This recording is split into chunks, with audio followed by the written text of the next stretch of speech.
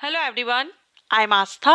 Welcome करती हूँ आप सभी का अपने YouTube channel government job जेन्यू notification.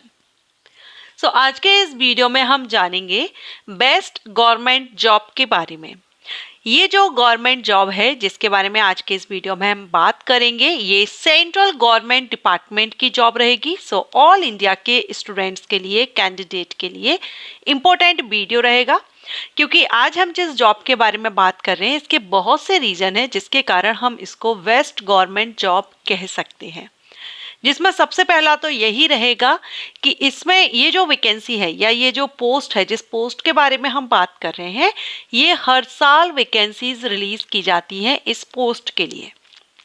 कई डिपार्टमेंट्स ऐसे होते हैं जहां पर 1-2 साल 3 साल या 4 साल के बाद वैकेंसीज आती हैं, लेकिन जब हर साल वैकेंसीज आती हैं तो वो वैकेंसी या वो पोस्ट या डिपार्टमेंट कैंडिडेट के लिए ज़्यादा इम्पोर्टेंट हो जाता है, क्योंकि इस कंडीशन में आपको आपका जो एज क्राइटेरिया है, जब वैकेंसी में गैप आता है तो आप बहुत से कैंडिडेट हैं जो ओवर एज हो जाते हैं, जो एलिजिबिलिटी क्राइटेरिया से ओवर यानी आपको क्राइटेरिया फुलफिल नहीं कर पाते हैं।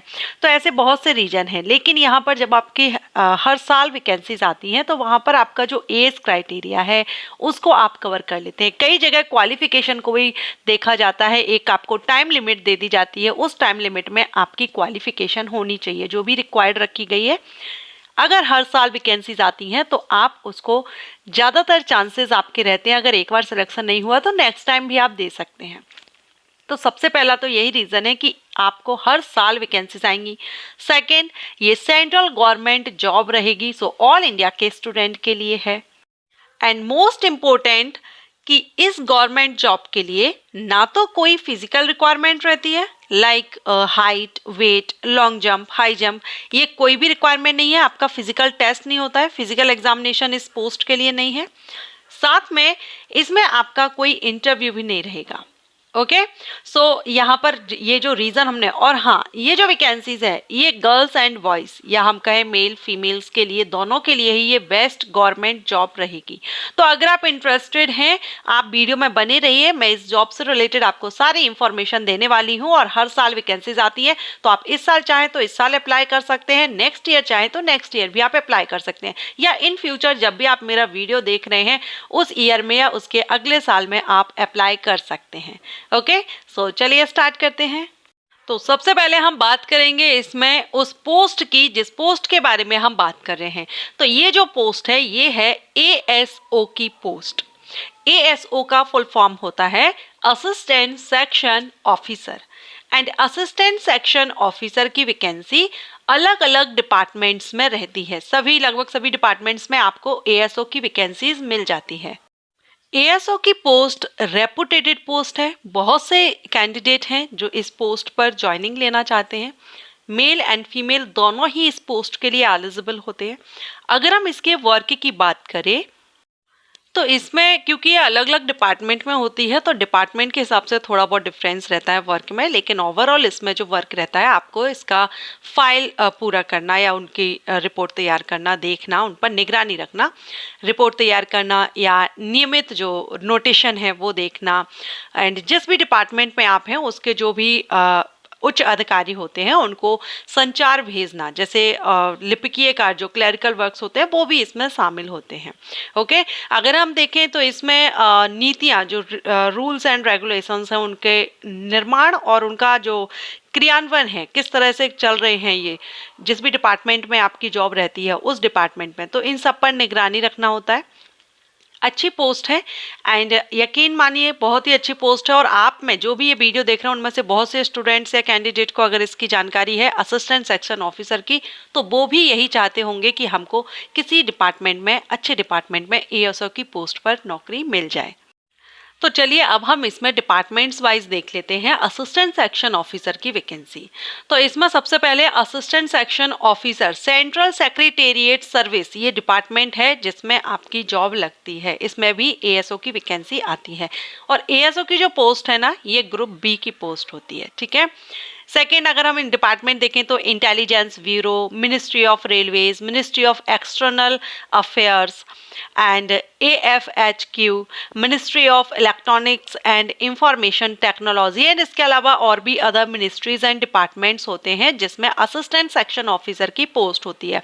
ग्रुप बी की पोस्ट है तो सैलरी आपकी यहाँ पर अच्छी रहती है, लेवल 7 से रहती है इसमें 44,900 से 1,42,400।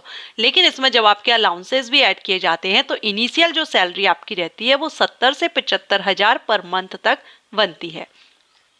अगर आप भी ASO बनना चाहते हैं तो इसके लिए जो क्वालिफिकेशन रिक्वायर्ड रहेगी वो ग्रेजुएशन है।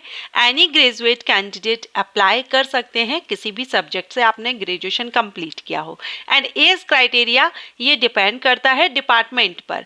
किसी डिपार्टमेंट में 20 से 30 साल रखी जाती है तो किसी डिपार्टमेंट में 18 से 30 साल रखी जाती है।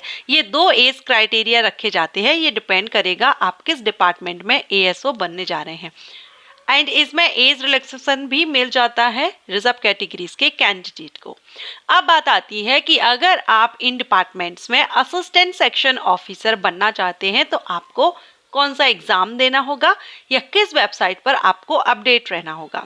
तो ये जो डिपार्टमेंट्स अभी मैंने आपने देखे, इन डिपार्टमेंट्स में असिस्टेंट सेक्शन ऑफिसर अगर आप बनना चाहते हैं तो इसके लिए वैकेंसी SSC के द्वारा रिलीज की जाती है। SSC means staff selection commission के द्वारा नोटिफिकेशन रिलीज किया जाता है।